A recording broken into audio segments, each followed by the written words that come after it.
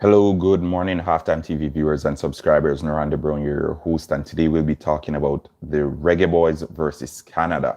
As we look ahead to that game, let me know what you guys think. What are your reactions after that game against the United States of America? And are we hopeful going into this one? Are we confident? Are we optimistic that the Reggae Boys can muster some points at the National Stadium against a Canadian team that's very much in form as things stand right now? They went into the Azteca and they got a point. They left the Azteca with a point, courtesy of a goal from Jonathan Osorio, Toronto FC main man there, coming up trumps for the national team. And we look at that game and we see where the Canadian team, they're firing on all cylinders. And we ask ourselves the question, can the Reggae Boys beat this Canadian team?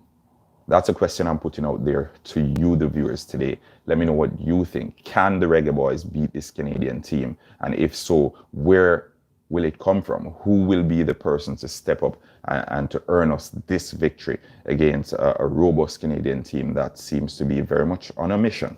Now, before I go any further, let me say thank you to my sponsors, Quick Link Shipping, RS Sports Store, and CSA Shop. The link to each one of those sponsors is located in the description. And I'll also put the link in there as well to the Reggae Boys playlist, where you can see all the videos that I've done about the Reggae Boys. You can also check out my Olympics playlist as well, primarily focused on athletics. And as per usual, we have a little bit on the English Premier League as well. Saudi takeover, big news in English Premier League this past week, and we look forward to that as well going into next season and the transfer window in January. But back to the World Cup qualifiers, the Reggae Boys again deservedly at the bottom of the table.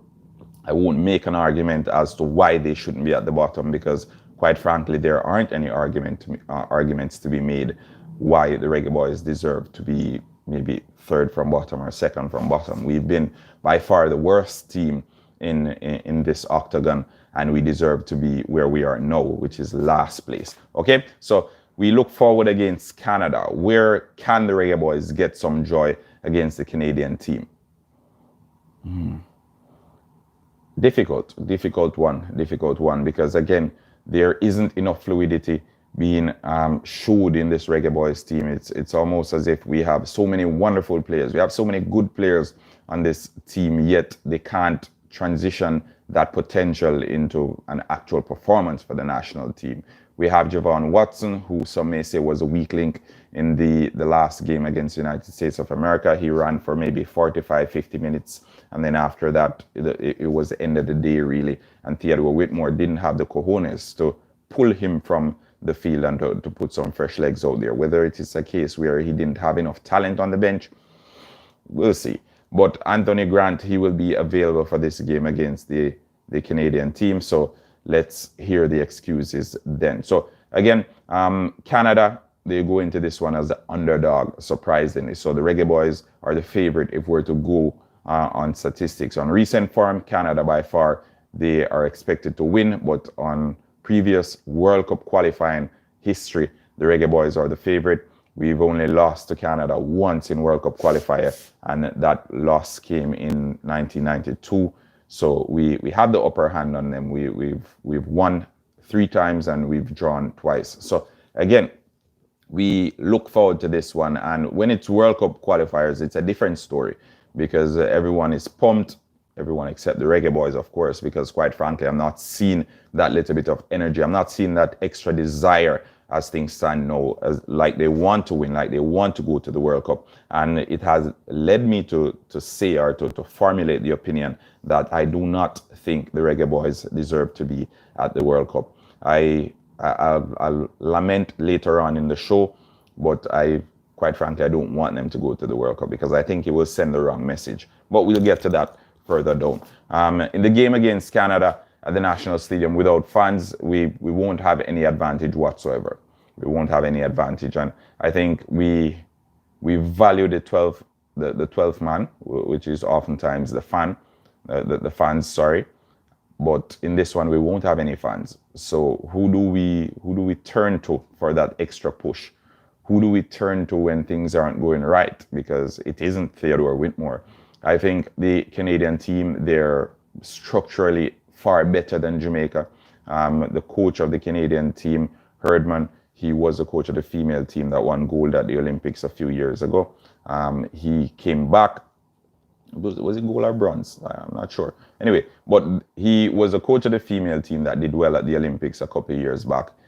He came to the youth team, and then he came up to the senior team. And we've seen the surplus of youth in this Canadian setup.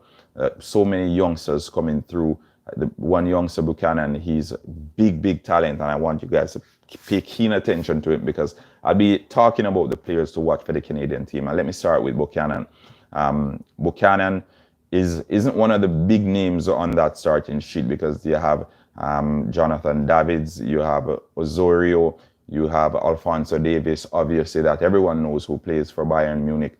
But Buchanan, he is a player. He is a top quality player, and I think he will give our wingbacks, especially Alvas Powell and Kemar Taxilarine, some problem, because he oftentimes interchanges. Plays on the left sometimes he chooses to pop up on the right. So our wingbacks will have their hands full. We saw Alvas Powell struggle against Anthony Robinson in that game against the United States, and let me say, Buchanan is a different kettle of fish.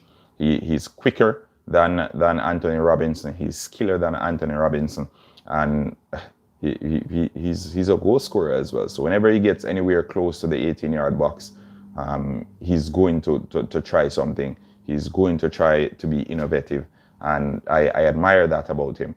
I think he's one of the players to watch in the Canadian team. Next player, Jonathan Davids, playing his football in the French league, and I think we don't know much about him, because a lot of the folks who consume football in this side of the world, it's either the English Premier League or the Spanish league, because you're fans of Barcelona or what have you. So we don't have a lot of people who watch the French league. And even if you watch the French league, you're only watching PSG. So I want you guys to pay keen attention to Jonathan Davids. He was Lille's top scorer last season, and they won the Ligue 1. So look out for him. He very prolific in front of goal.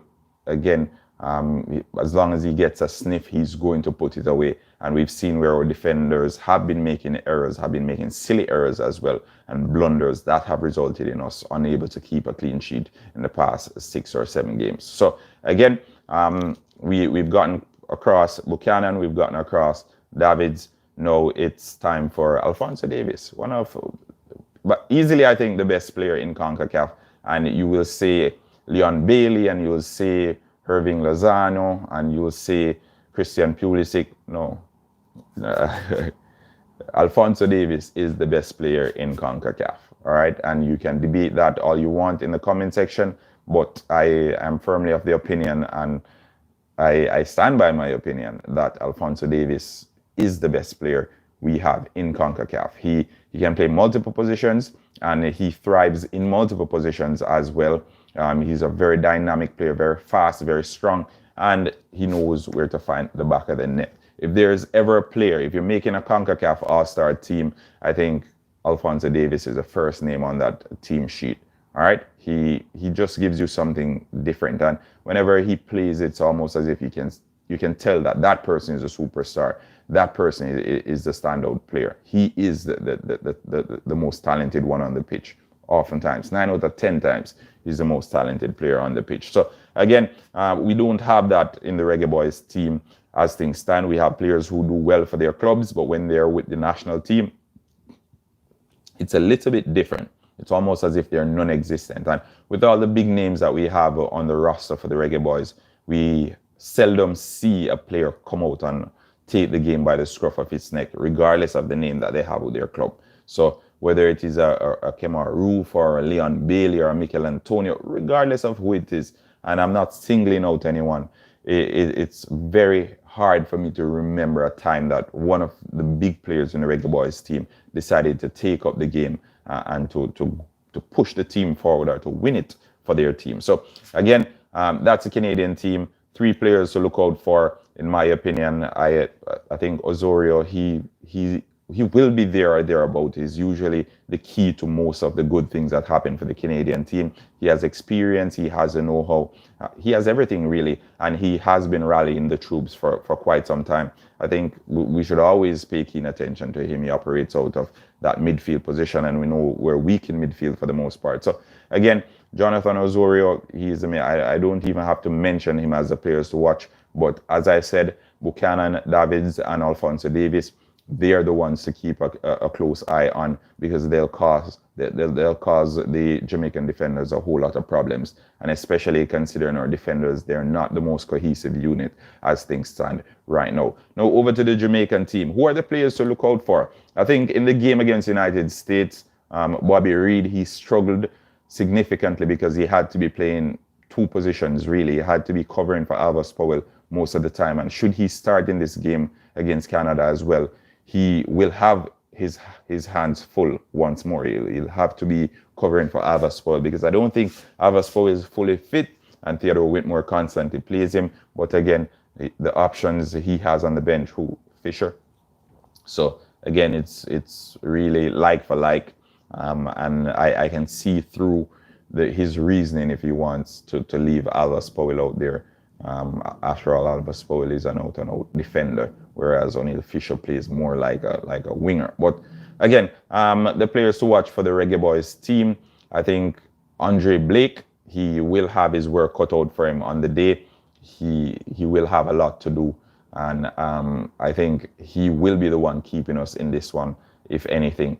Kemar Roof, I liked what I saw in that game against the United States, a cameo that he got, but I'm still waiting to see if Theodore Whitmore will give Andre Gray the go-ahead. But in my opinion, Jamal Lowe, if we are to get anything from this game, it will come from Jamal Lowe. In the game against the United States, he was the only bright spark, really. He was the only one who showed a little bit of desire or intention in that game. Shamar Nicholson, he had a few chances that he squandered.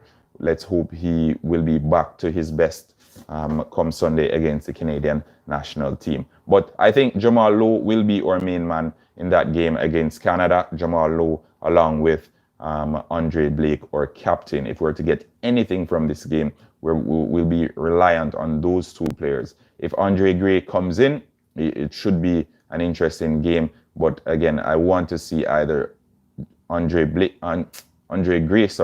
or Kemar Roof getting some minutes under their belt, especially in this game. It's a perfect game for these guys. A Canadian team that doesn't mind surrendering possession to the opposition. It's a good game for Jamaica. It's there for Jamaica to win, but can they win it is a question. Next person to watch out for on the Jamaican team is Theodore Whitmore. Yes, Whitmore. Tappa Whitmore. This may very well be the last time you see Theodore Whitmore on the sideline. It was reported prior to the United States game that Theodore Whitmore had been given an ultimatum, 5 points from these 3 games, or he'd be shown the door. No, he already lost 3 points against the United States, so now he has to get 5 points from a possible 6.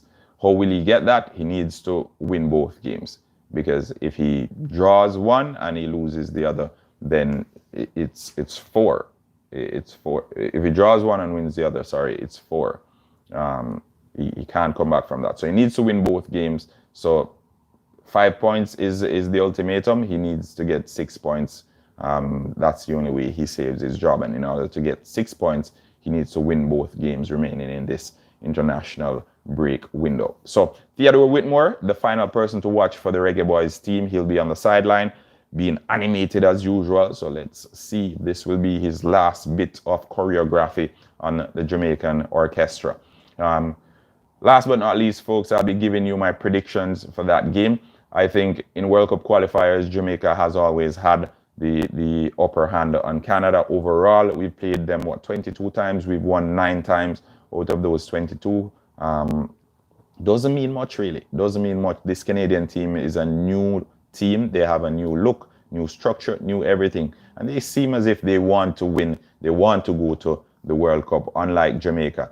I don't think the Reggae Boys should go to the World Cup, because if they go to the World Cup, it'll send the wrong message. It will continuously be paper over the cracks. And come the next campaign, we'll be recruiting from elsewhere again instead of actually developing a system and a structure of football in Jamaica. That's what Canada did, and that's why they're reaping their rewards. No, Jamaica, on the other hand, we need to take a page out of these teams' books, because it's worked for Canada, it's worked for the United States. And people may talk about resources, they'll talk about all these things.